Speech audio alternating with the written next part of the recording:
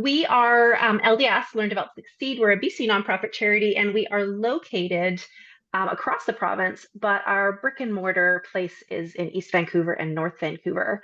And so, as we begin this time together, we want to acknowledge with great gratitude, and we are thrilled to be in relationship with, and are grateful to be in the lands of the unceded and traditional Musqueam, Squamish, and Tsleil-Waututh nations. So we are pleased to be on this land.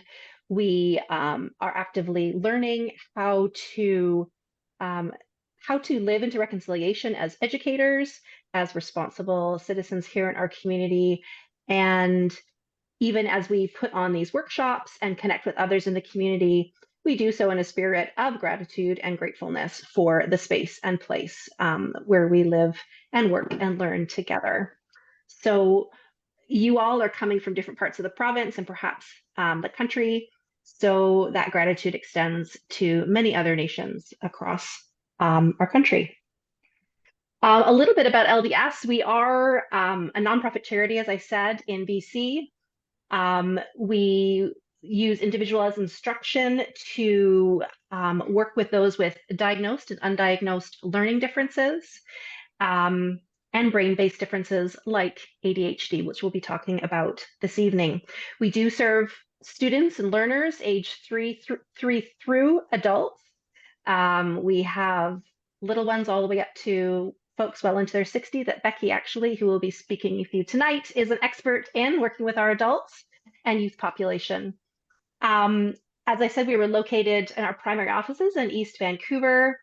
And we also, part of our mission is creating awareness and creating opportunities like this for parents, for educators, for community members, for learners of all ages to come together and learn more about why our brains are different and how we can learn and grow and become our best selves together. So I'm going to introduce Becky Bishop. She is our Senior Manager of Youth and Adult Programs here at LDS. She is an avid educator, passionate about working, as I said, with youth and adults, and also a bit of an expert on ADHD. So we're really pleased to have her leading this workshop. So Becky, thank you, and we look forward to hearing from you. Thank you so much, Sarah Jane. As SJ mentioned, I am the Senior Manager of Youth and Adult Programs. I'm actually very passionate about learning at all stages of life. I have taught learners from age 3 all the way up. And I myself am an avid learner. I love to learn new things. Yeah, so I'm really excited to be presenting this workshop to you. Thank you so much for being here this evening. And for anyone who's going to watch this recording later, thank you so much for registering. The amount of people that we had register really just reminds us how important this work is and how important it is to share this information. Something that we hear a lot is that there are not enough accessible information sources and not enough information based on lived experience. So I hope to be able to share some of that with you this evening. So we are going to have 3 parts to this workshop. ADHD is often very misunderstood, so hoping to flip that script this evening. I'm going to start out by defining ADHD. I'm going to talk about the brain in Technicolor, and then I will talk a little bit about harnessing the power of ADHD. And all throughout, we are going to be doing some activities just to get you a little more active, a little more involved, and maybe see a very small sliver of what it's like to have ADHD. So before I get into it, I would like to find out from all of you, if you could use the chat again, how you would rate your knowledge of ADHD. So on a scale from 1 to 5, 1 being nothing at all, and 5 being expert. So I'll just give you a few seconds there. Lots of middle ground. Okay, awesome. So whether you said 1, 2, 3, 4, 5, I hope that you take something away from this evening. As SJ mentioned, if you do have questions throughout, please pop them in the chat or write them down. I'll do my best to answer them at the end of the workshop. And if for some reason we run out of time, we'll figure out how to answer those questions some other way. I myself have ADHD. For the past 3 hours, I've been in waiting mode. If you don't know what that means, it essentially means that my brain has said, you cannot do anything but wait. My leg has been bouncing for the equivalent of about half a marathon. So if it looks like I'm vibrating, it's because I am. Having ADHD can feel like having 100 tabs open in your mind at once. Some are playing music, some are buffering, some you don't even remember opening. You might be trying to find one specific tab, but you have so many that you can no longer see what the titles of the tabs are. It's just those little tiny icons. So you're kind of playing like a click it and see game. So for me this evening, I was trying desperately to find a task that was distracting enough for me to forget that I was waiting, but not so exciting that I'd be hyper-focused and late. So it's exciting to go on a treasure hunt, but it can also be really overwhelming when there's pressure to beat the clock. So we're going to start off with an activity. Before I switch to the next slide, if you wouldn't mind turning your microphones on, it's okay if you have background noise. Totally fine. Wait, what? So you're just turning on your microphone. All right. So when I switch to the next slide, you're going to see a word search.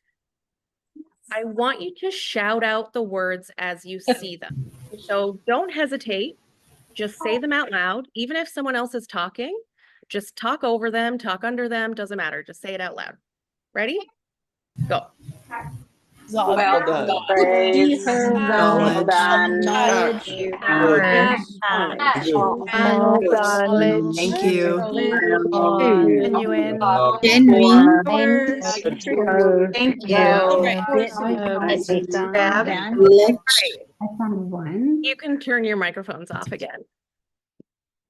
So that is very similar to the experience of having all of those thoughts happening in your brain at one time.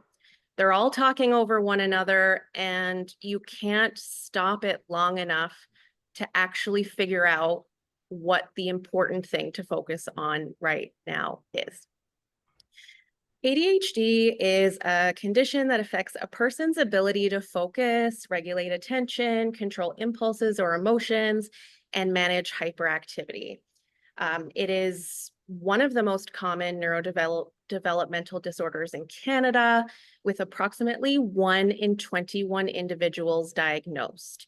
Keep in mind that that is diagnosed. I'm sure that there are many more that are undiagnosed, don't even know that they have ADHD. So if you think about the average classroom size in Canada, which is 26, which is too many, there would be at least one person in that class with ADHD.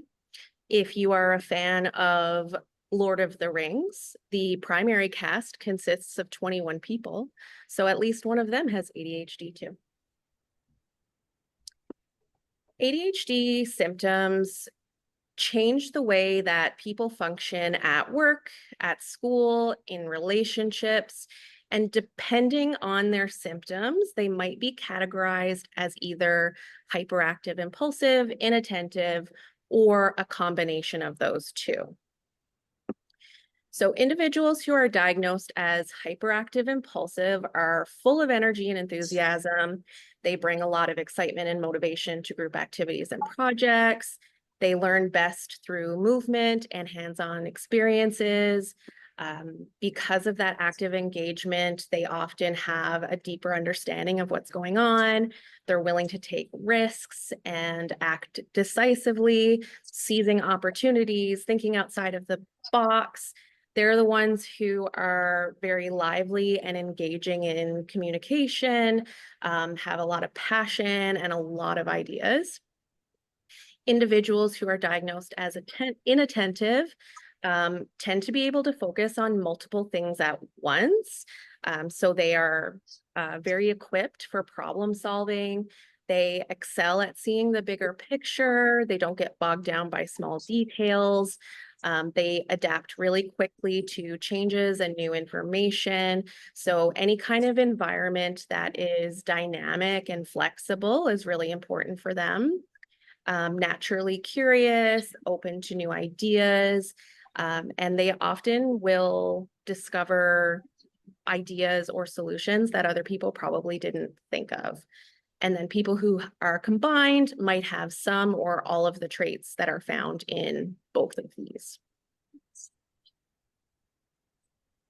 So ADHD is often diagnosed during early childhood as symptoms become noticeable when kids are starting school, because once they get to school, they're expected to focus, follow instructions, and sit still for longer periods of time.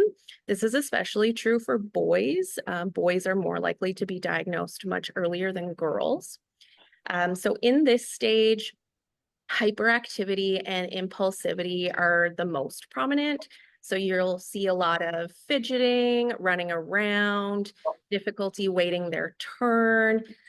Children with ADHD tend to have higher levels of energy. They're very creative and curious, so they're probably moving around the classroom a lot. They might be very persistent. So if they're interested in something, they might only want to focus on that one thing. They might struggle with classroom rules, and they might have a hard time making friends because of their impulsive behavior, or because they might have trouble following social cues. So then as children move into adolescence and teens and going through puberty, the hyperactivity decreases. They are able to control it a little bit better, but they're still having challenges with inattention and impulsivity, especially. When schoolwork becomes more demanding, that's when that will become more noticeable. Also at this stage in their development, they're probably going to struggle even more with emotional regulation and self-esteem, especially if they're becoming more aware of their differences, because they want to fit in, they want to be a part of the social group, so they may struggle with that a little bit more. They tend to be still very creative, but they may struggle to express that, especially again if they're trying to fit in. So you're going to start to see a lot of masking in teenage years. When school becomes more about self-management, that's going to become more difficult as well. So there's not going to be somebody who's constantly at them to get things done. They might not be doing as many things in class. They might be doing more independent work outside of class. So that's going to be really challenging. And because of the impulsivity, social frustration, and rejection, we're more likely to see risky behaviors happening here. So if we think about like when this is not, I feel really old saying this right now, but when we think about when people start smoking, they're usually teens, but I feel like nobody smokes anymore. Maybe vaping is the thing. So typically when when people are teens, they start vaping, and those are some of those risky behaviors, and they're trying to cope with that social rejection. And then once we move into adulthood, ADHD can start to look quite different. Hyperactivity will decrease even further, but executive functioning challenges become the main hurdle. So things like planning, organization, and time management. So by the time people with ADHD become adults, they have likely developed a lot of coping mechanisms, but they're still going to struggle with work, relationships, self-esteem, emotional regulation. And if somebody is actually undiagnosed ADHD, they're probably somebody who feels like something is wrong with them, but they don't know why. Many adults with ADHD are really looking for environments where they can have some flexibility, where they have some autonomy. So there's not somebody who's always there telling them exactly what to do. They tend to be very creative and adaptable. So it can be difficult if they feel like they're not able to express themselves in the way that works for them. They might find it hard to manage or stay on task. And relationships can also be really challenging, especially if they are undiagnosed, because they might be having a lot of mood swings or a lot of extra stress. And there tends to be misunderstanding there about where that comes from. So you'll notice that as I describe ADHD and symptoms of ADHD, I'm shifting toward a more strengths-based view, and that's what we're trying to do as an organization and as a community, because it is ultimately better to focus on somebody's strengths than it is to focus on their weaknesses. But it's still important for us to acknowledge just how challenging it is to have ADHD in a world like ours that's built for neurotypical people. Neurotypical people being people whose brains function in what we would call a typical or average way. So society sets lots of expectations for behavior based on those neurotypical ways of thinking, working, and interacting with each other. So things like consistent productivity, focus, self-control, managing emotions, sit still, listen quietly, engage in small talk, understand social cues.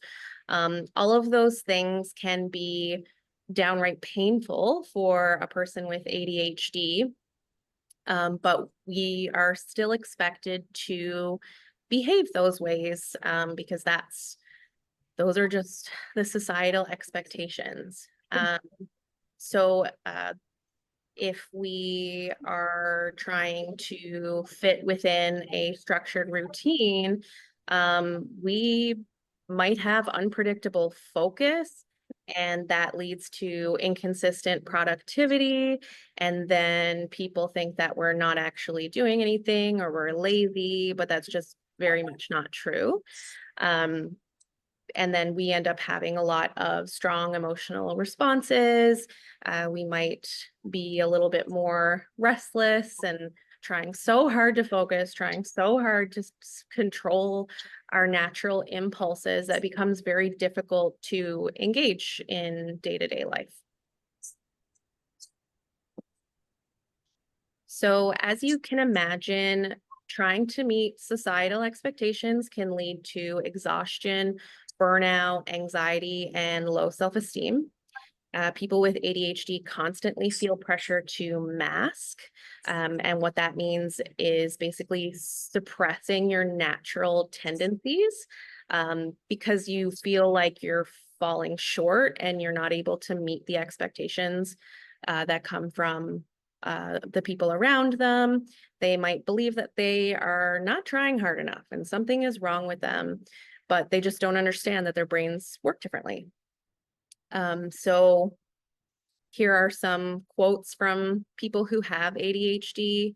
I try really hard and it hurts because people act like I'm not trying as hard as I am. I'm at least as frustrated as you and probably even more. So it's really important to have empathy for whatever anyone else is going through and the way that their brains are working. So I want you to imagine a library where all of the books are just stacked in piles. If anybody's ever been to the SPCA thrift store in Kitsilano, you will know exactly what I'm talking about. All the books are there, but when you're trying to find something, you've got to sift through all of the layers, all of the distractions to get that correct book. So we're going to try a multitasking activity. It's also a great activity for building working memory. So you can do this after the workshop. Maybe you'll be waiting for the bus or stuck in traffic or something, and you can play this game with yourself. So the first step, using the alphabet, I want you to name an animal for each letter. So for example, A for antelope, B for bear, C for cat, etc. Between each animal, I want you to say multiples of 7. So 7, 14, 21. So what that's going to sound like is antelope, 7, bear, 14, cat, 21, deer, 28, and try to get as far as you can in the alphabet before you either struggle to name an animal or a multiple of 7 or just completely lose your spot. It's actually quite hard. It takes a lot of concentration and focus and practice. And like I said, it's really good for building working memory. So if that's something you struggle with, this activity is for you. I want to make sure we get through everything, so I'm just going to keep going, but that's an activity for later. The brain in Technicolor. So researchers at Harvard University have developed a new method for looking at the brain's neural connectivity. So they actually call this technology looking at the brain in Technicolor, which is pretty cool. So the reason I bring it up here is because recent research into ADHD focuses on understanding brain networks that may cause different types of cognitive function in ADHD. So ADHD is linked to 4 main areas of the brain. Of course, all the parts of the brain work together, but these 4 are the more prominent ones in studies of ADHD. It includes the prefrontal cortex, the limbic system, basal ganglia, the reticular activating system, and they all work together with dopamine and noradrenaline and other neurotransmitters. But these 2 specifically help to regulate attention and motivation. So we're going to go through each of these areas. So the first area is the prefrontal cortex. That's located right at the front of your brain. It's responsible for executive functions like planning, decision-making, impulse control, and focusing attention. So people with ADHD tend to have a prefrontal cortex that has reduced activity, and sometimes it can actually be physically smaller. So that leads to difficulty concentrating, organizing tasks, prioritizing, managing impulses, etc. It might cause people to have trouble filtering out distractions and regulating behavior. So again, more difficult to focus, more difficult to plan ahead. The limbic system, which is located toward the back of the brain, is involved in processing emotions and motivation. So in ADHD, emotional regulation can be more challenging, which can lead to things like big emotional responses or mood swings. And because the limbic system is a little more active, reactions to stimuli become a lot more intense. So frustration becomes more intense. Emotional dysregulation is quite common. So when you're emotionally dysregulated, sometimes you don't even actually know how you're feeling. You just know that you are feeling. There are some feelings there, they're happening. Next is the basal ganglia. So this is actually a group of structures in the brain toward the bottom that are responsible for motor control, developing habits, and processing information. So this has lots of connections to other brain areas. So as I mentioned, neurotransmitters earlier, The basal ganglia really depend on dopamine in order to function. So when dopamine, which is responsible for things like motivation, reward, and attention, it ends up causing challenges again with focus, but it can also cause more hyperactivity or fidgeting because it is responsible for that motor control.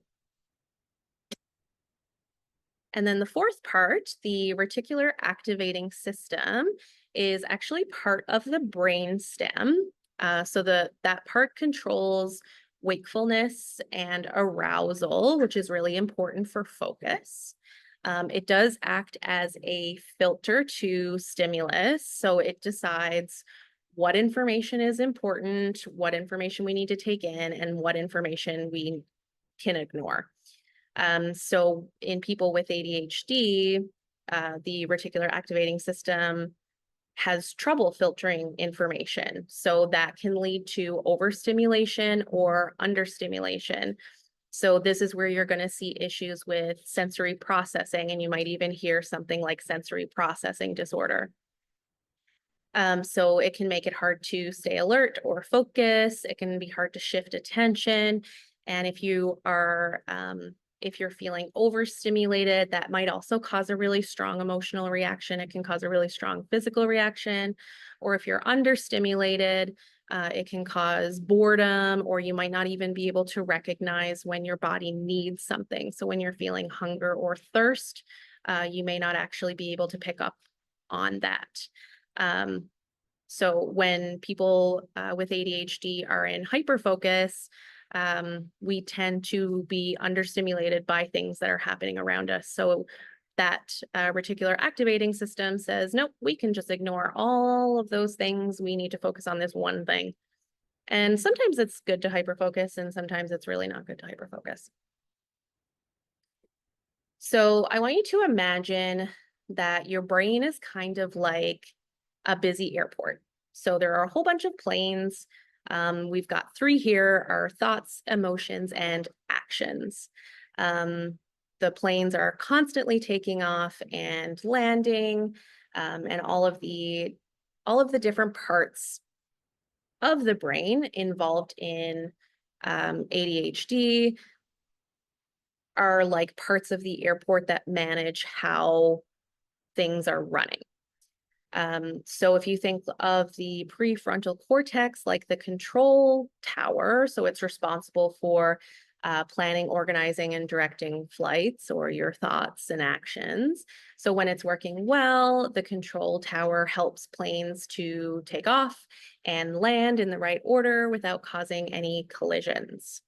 The control when you have ADHD, maybe your control tower has a lot of static on the radio and it can't communicate clearly, making it hard to focus on one plane at a time. There's distractions, impulsive decisions, and then you have planes crashing into each other.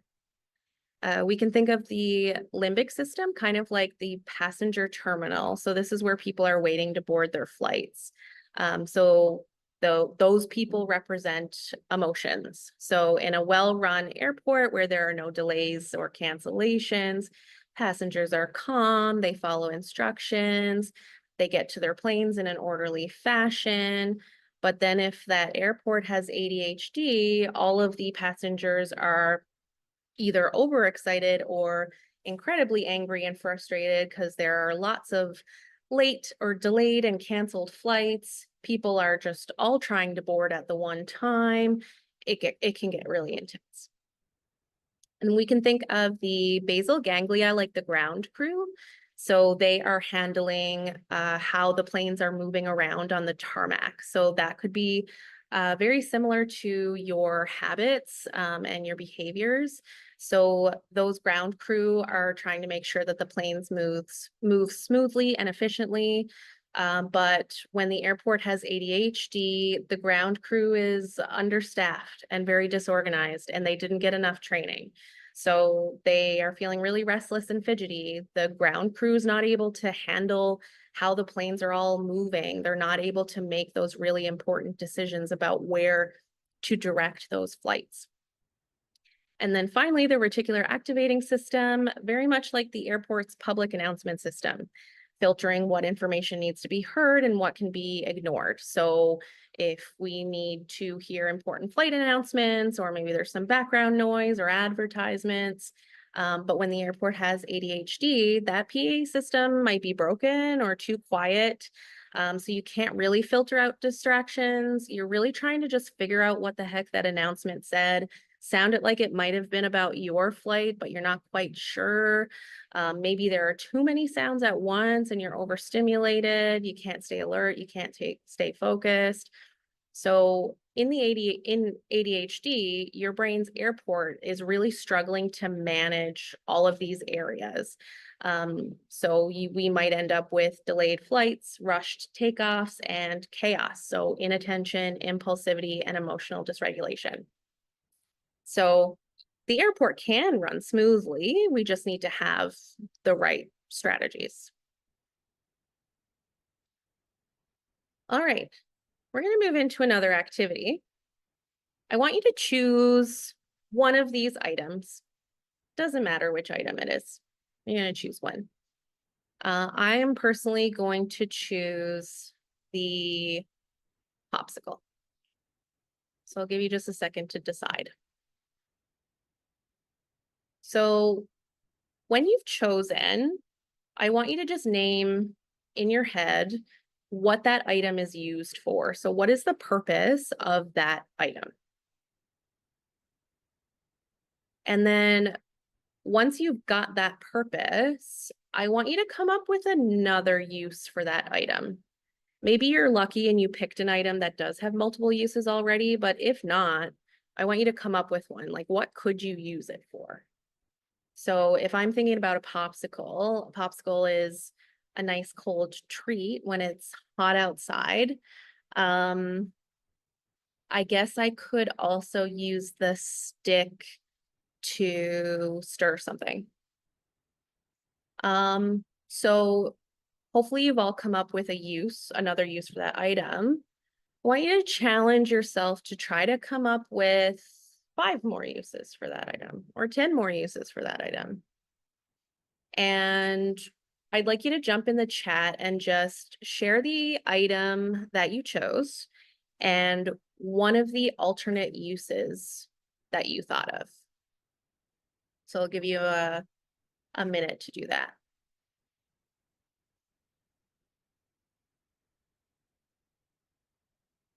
I like purple too, Hallie. Oh, curling ribbon. Nice.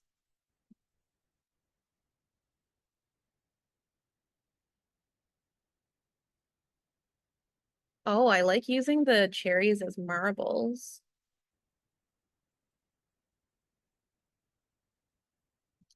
Oh yeah, carrying water from one place to another. That's a good one.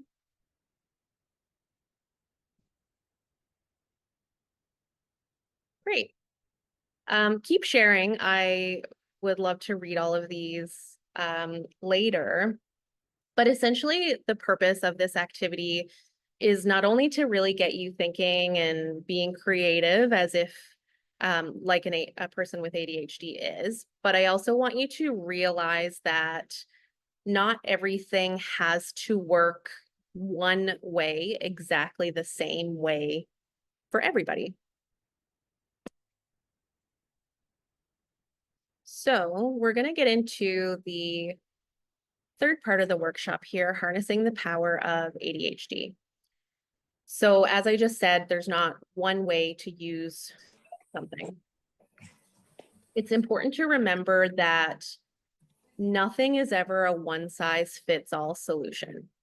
So when you have met one person with ADHD, you have met one person with ADHD.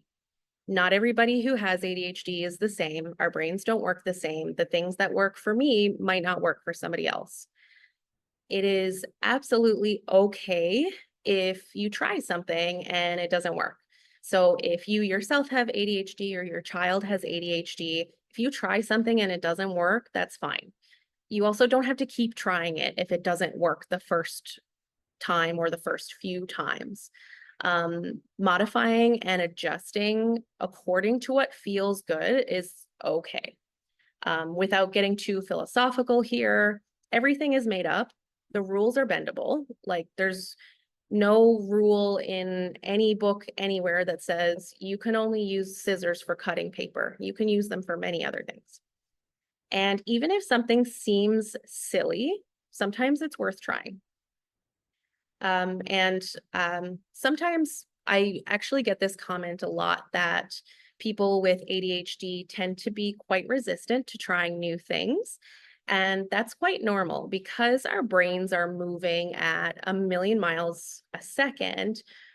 Our brains have probably already thought of all of the possible outcomes to trying something that so we think. So the brain is like, no, I've already thought of it. That's not going to work.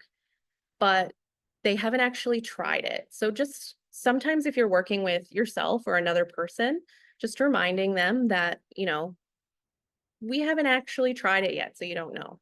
Or even negotiating, sometimes I have to negotiate with myself to say, well, if you try it once and you don't like it, we never have to ever speak about it again. And sometimes that's just the way to get somebody to try something. And sometimes you try something and you're like, whoa, this really works. So I'm going to present some tools, some that they're actually quite common when you're looking at strategies to help with ADHD. So some of these you may have heard of, some of them you may not have heard of. But what I'm going to do differently is give you remixes for these common strategies.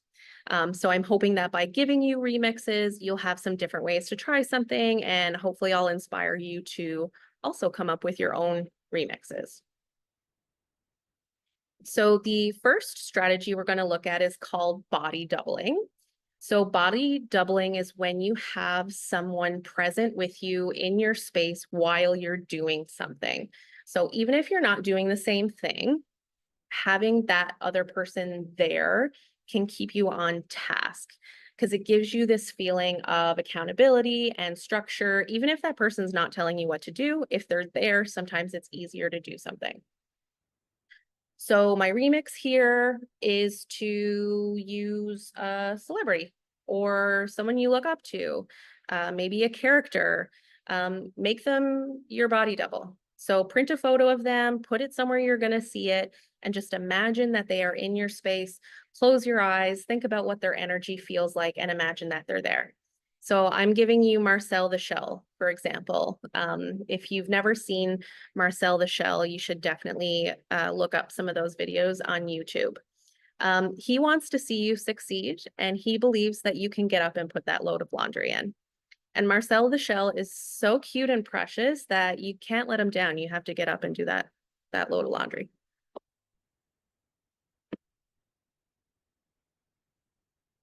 Our next tool is the Pomodoro technique. So the traditional technique involves working for 25 minutes and then taking a 5-minute break. You can also use varied intervals. So you could work for 15 minutes and take a 5-minute break. You could work for 25 minutes and take a 10-minute break.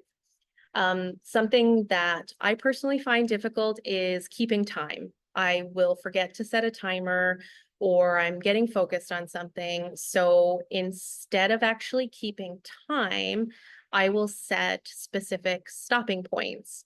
So if I'm trying to work on a project where I have to write some sort of report, I'll designate a stopping point. So when I get this one paragraph done, I'm going to stop and then I'm going to take a break. And you could also do that for your break. So a song tends to be like 3 to 5 minutes long. So maybe you could pick a song or two and say, okay, I'm going to listen to song A and song B. When song B is over, I'm going to go back to what I was doing and then stop at my next stopping point.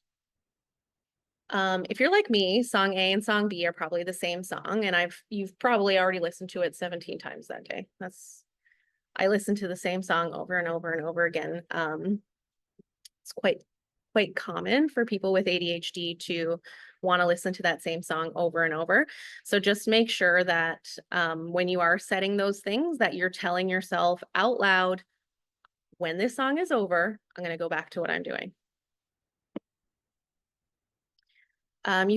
So our next tool is brain dump. So this is when you write down any racing thoughts or ideas or things that you need to remember. And this is said to help you quiet your mind. So getting it all out and down can feel like a relief instead of having it all moving around in your head. You could use voice notes, notes app, or keep Post-its and a pen near your bed or everywhere.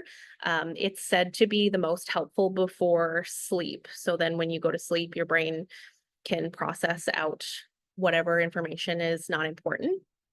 So my remix is to use a deck of playing cards and a Sharpie, write down your brain dump. You can turn it into something fun. You could make it like a random task list. So putting a task on each card and shuffling them and choosing randomly. You could assign a suit to each category. So maybe if you want to write down how you're feeling, you'll use cards that have hearts on them. Maybe diamonds can be ideas, spades can be to-dos, clubs can be reminders, and you can sort them however you like. And then our last tool for this workshop, there are many more, is name it. So you may have heard name it to tame it, a very simple technique for emotional regulation. So when you are feeling things like anger, anxiety, or frustration, it can be really helpful to label that emotion because it becomes a lot easier to calm down and manage that emotion. That's why when we are in early years programs or like kindergarten and the early grades, we talk a lot about feelings and being able to name feelings. It's really important to be able to name them because then you can understand it. You can find strategies to help you move out of those negative emotions into a more calming space. So my remix for ADHD is to give your entire prefrontal cortex a name. You could also draw a character to represent it. So when you're having strong feelings, you can step back and recognize that your brain is struggling and treat your prefrontal cortex as an external being or a friend. What would you say to a friend in this situation? So this is really important for people who might have a tendency to be really hard on themselves. So if you show up late to a meeting, instead of saying like, oh God, like I suck, I can't believe I was late again, I'm the worst, why am I always late? You can say like, hey Betty, what's happening here? What do we need to be able to slow it down and focus and make sure that we're on time? Like, are you okay? Do you need something? Like, what can we do to make sure that we are able to be on time and avoid these strong feelings? So it can be really helpful to do that. That's also really helpful with anxiety as well. Giving your anxiety a name, and make sure you give it a nice name and not a name that you really hate, because you're not going to be able to be nice to it then. So as I said, not all of these things are going to work for every person, and they might not all come easy. It unfortunately takes effort to do these things. So they should be done at a pace that really works for the individual. So it's much better to do small steps over time and have more success instead of trying to do all of it at one time, getting overwhelmed, and then giving up altogether. So we're getting to the end of the workshop, and this is going to be our last activity. I'd like to do an ADHD-friendly mindfulness activity with you. Traditionally, mindfulness practices involve remaining still and focusing on the breath. Sounds like a nightmare if you have ADHD. But this activity is kind of like mixing vegetables into a smoothie, so you don't really taste it as much. So you are going to need your free hands for this one. So the first thing we're going to do is just focus on sound. So you can close your eyes if you like, you don't have to. Just wanted you to become aware of whatever sounds are going on around you. And then when you're ready, you're going to put your two hands together and you're going to just rub them next to your ear and just listen to that for a moment. And then move to your other ear. And just pay attention to what that sounds like, but also what that feels like in your hands. Are your hands getting warmer? Do your hands feel smooth? Are they sliding together nicely? And then take your hands apart and just pay attention to how your hands feel now. They might be tingling, they might be vibrating a little bit. You can wiggle your fingers.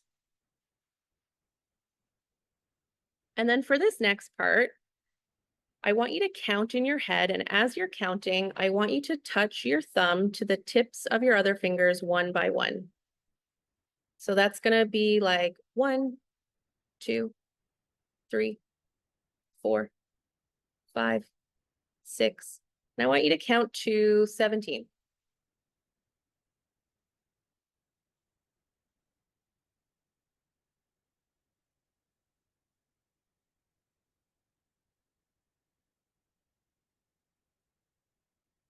When you're done, just shake it out.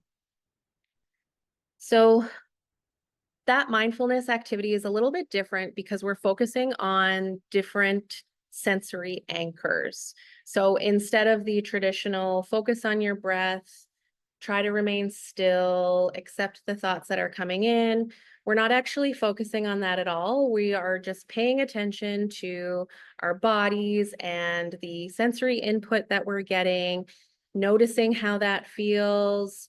So and I mean, this works if you don't have ADHD too, but if you're ever in a situation where you really just need to take a second, but the thought of stopping and taking breaths feels awful, you can do that instead. And you can even do it while you're doing other stuff. You can multitask, and it really helps to make you feel a little bit more grounded and a little bit more connected to yourself.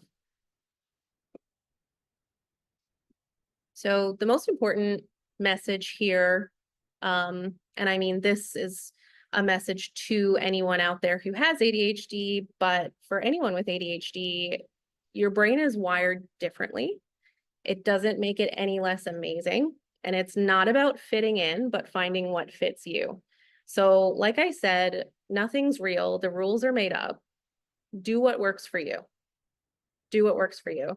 And we at LDS, and I this is very true for myself, are really trying to change what it means to be normal and really changing what it means to engage with learning and our environments and just showing up as you are and making those adjustments that feel good to you. It's incredibly important. And making sure that you're just accepting yourself in your entire glory. That's very important. If you are thinking that maybe you have ADHD or you are just interested in your own executive functioning, we now offer a standardized executive functioning assessment for children, youth, and adults. It does not diagnose ADHD, but it can help you learn a little bit more about your executive functions, which are closely related to ADHD. If you are already diagnosed ADHD, we can help you find strategies for any symptoms that you might be having. So our assessment includes a thorough report and a debrief session we have a lot of learning objectives to go along with it, so it can be really helpful. We identify strengths and areas of challenge, and we have a couple of people on our team who will have a meeting with you to go through all of that. So if you have your phone, the QR code is here. The information is also on our webpage, and all of our assessments are offered on a sliding scale. So based on your income level, we do have some funding available for that. We do also offer a lot of other services. So the executive functioning assessment, we do also have some other learning assessments. We host professional development and workshops. This workshop is part of our community workshop series. It's our second one. I'm very excited about it. We do have another one coming up about math anxiety. You can find it on our website. Our main program is our one-to-one instruction. That's in person, at school, and online. And again, that's for ages 3 up to adults. We offer risk assessment for learning challenges, lots of assistive technology services, and family coaching. So if you have a question, or you've recently been diagnosed, or your child has recently been diagnosed and you're trying to figure out what's going on, you need help with an IEP, you need help with school team, just reach out to us and we'd be happy to, if not help you, redirect you as best we can. So I'm going to pass it off to Sarah Jane to lead us out before we get into questions. Yeah, so Becky, I just wanted to note that I'm just actually going to say the first question and then invite people, if they do have questions, to pop them in, because even if we can't get to them all right now, we're going to grab those questions and we can follow up or make sure that we find ways to answer those questions. So Becky, there was a question, there was some conversation about is why are boys more likely to be diagnosed with than girls? So think about that.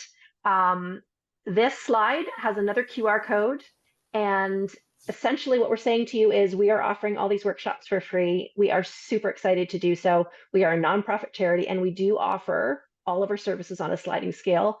So if you are able, willing to share a donation, a gift to help continue to support our work, we would be very grateful for that. And if you'd like to learn more about that as well, you can reach out to us and follow that QR code and learn more about what we do and all the different ways that you can support us. Thanks. Becky.